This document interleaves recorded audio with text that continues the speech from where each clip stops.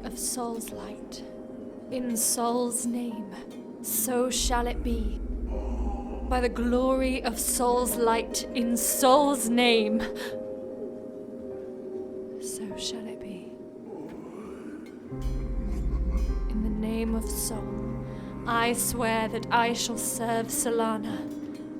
Light, brushstroke of creation. Light, brushstroke of creation. Boltyn, Ios, I will always be with you.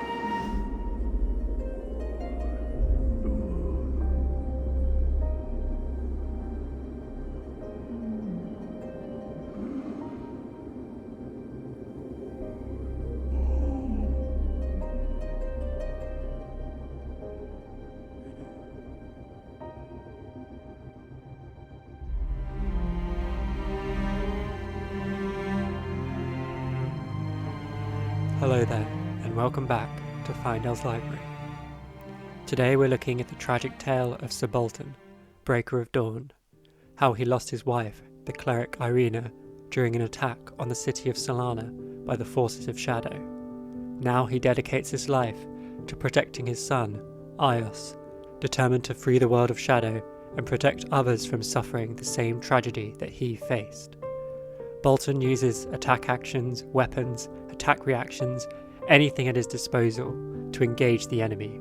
He wields 2 hand axes and also a great blade of light, Raiden, Duskblade. His abilities allow him, when he has taken cards into his soul, to unleash a flurry of strong attacks. He is a man of great faith, taking time to build up his soul and then using that power to destroy his enemies. He always has Eirina in his prayers, and is empowered by the blessing of a herald named Bellona, the blade of courage who fights for the good of all. But how did Boltyn come to be a Knight of Sol? How did he meet his wife Eirina? And how did Eirina perish? Together, let us learn the sad tale of Sir Boltyn, Breaker of Dawn, and the tragic prayer of Eirina. Boltyn was born amongst the frost-tipped mountains of the Northern Realms, far beyond the border of Solana. He lived in a land split amongst noble families who ruled under the watchful but distant gaze of Solana. The land was corrupt. Boltyn was the son of the noble and was due to inherit that path, but Boltyn cared little for power-hungry nobles who toyed with the shadow and came to fall under its tightening grip. Boltyn found solace from the tales of his grandmother, who would tell him of the deeds of Solanian knights, the streets that seemed as if they were paved with light itself, and a great library where no doubt even richer tales could be found.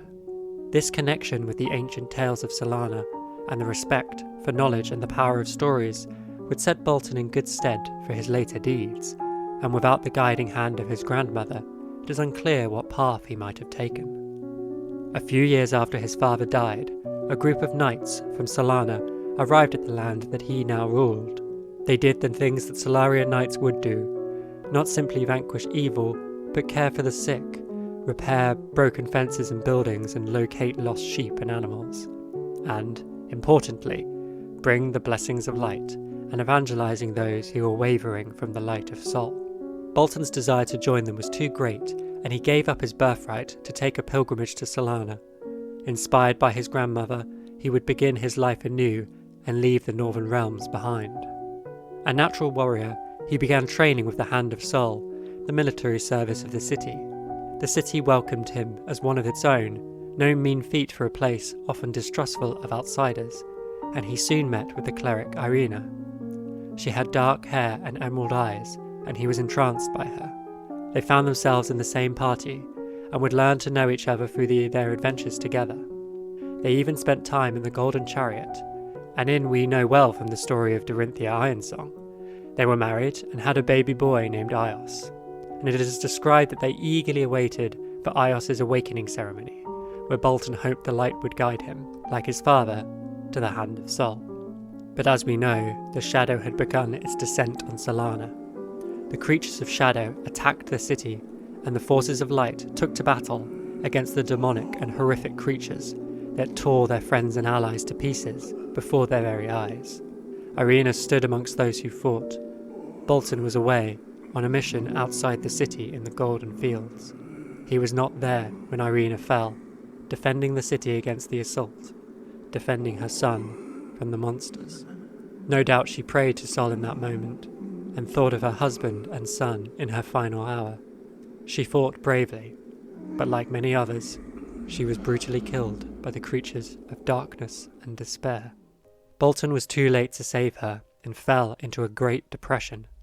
He sought out an old and true friend at the Golden Chariot Inn, none other than Minerva, the innkeeper who was a strong friend and aunt-like figure to Dorinthia.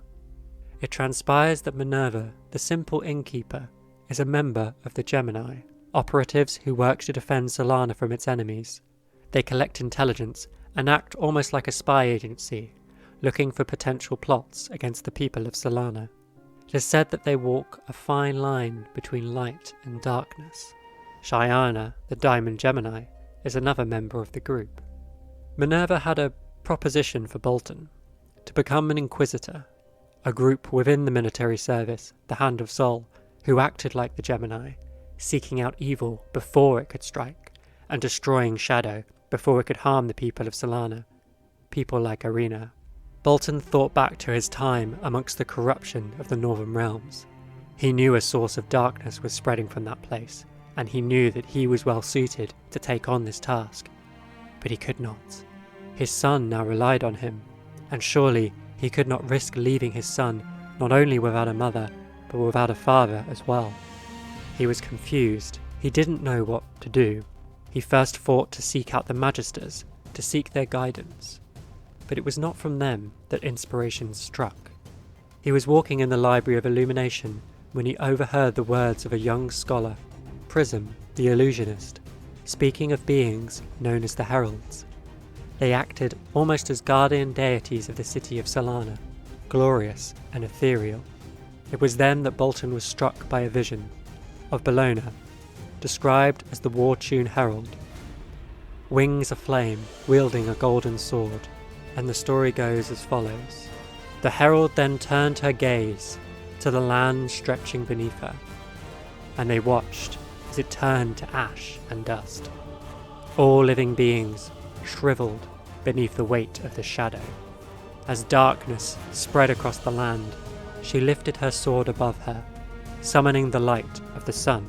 The sun revealed a small figure who stood within the shelter of Bellona's wings and illuminated Bios's shining smile.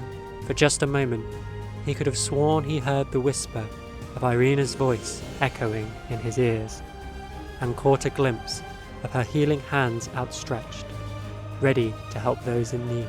From this, we and Boltyn can take three things. That Sol had great plans for Boltyn and would aid him in his quest to vanquish the shadow. Secondly, that Sol would protect his son and shelter him. And lastly, that the voice and prayer of Eirina would always be through Boltyn, through darkness and light, and carry him forward on his great journey into the heart of darkness. Light, brushstroke of creation, and Eirina, always in his prayers. Thank you for listening. I hope you enjoyed this most recent episode of my series of the new heroes from Monarch. We'll be covering the final hero, Prism, who we talked about in this episode, in the next video. Until then, if you've enjoyed the content, please subscribe, and I'll see you next time.